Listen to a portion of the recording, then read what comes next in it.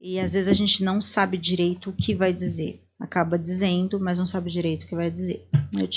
Tenho um consulente, inclusive ainda é consulente meu, e é bem assíduo, que ele tinha lá um filhinho, menino, e eu via nas cartas uma menina chegando. Só que era muito estranho, porque as cartas falavam assim, punha menina, aí, muito sequencialmente, tinha outro bebê chegando, sexo masculino, e muito sequencialmente tinha outra menina chegando. Impossível eu entender aquela configuração. Eu dizia para ele assim, você não vai ter só 2, o seu plano é para 2, não é? Não, é para 3, ele me falou. Então, de trás para frente, justificava que é a última pessoa. E tinha um do meio que dava o quarto. Por que eu não estava entendendo esse do meio? Porque eu já tinha feito uma outra leitura para ele, dava menino, depois dava menina e um outro menino. Era sempre essa sequência. E aí tinha uma criatura aqui que eu não conseguia compreender. Porque eu já tinha feito várias leituras para ele, já tinha dito que o segundo filho seria menina.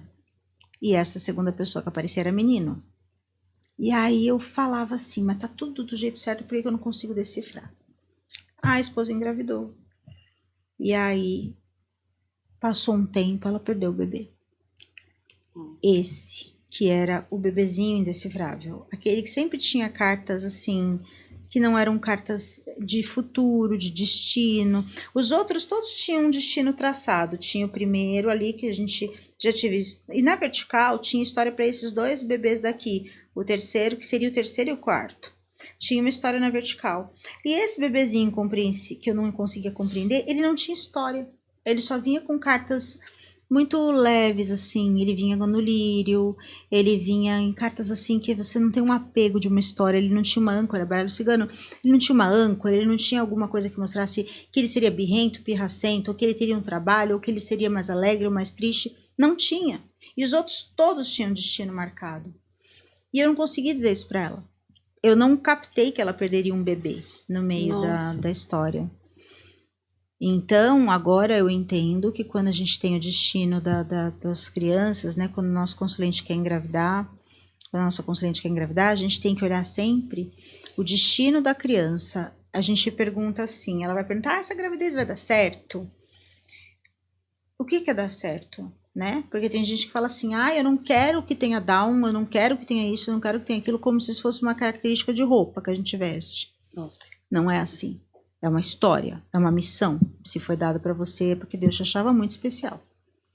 E aí, agora eu entendi que a gente faz o seguinte, se a pessoa fala, vai dar tudo certo nessa gestação, eu já pergunto diferente. Eu falo assim, qual é o destino desse bebê?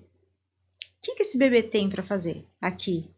Se a gente tiver uma passagem muito tranquilinha, muito cheia de cartas boas e muito pacífica, provavelmente a gente tem um bebê que se perde. É muito louco você ter que decifrar desse jeito.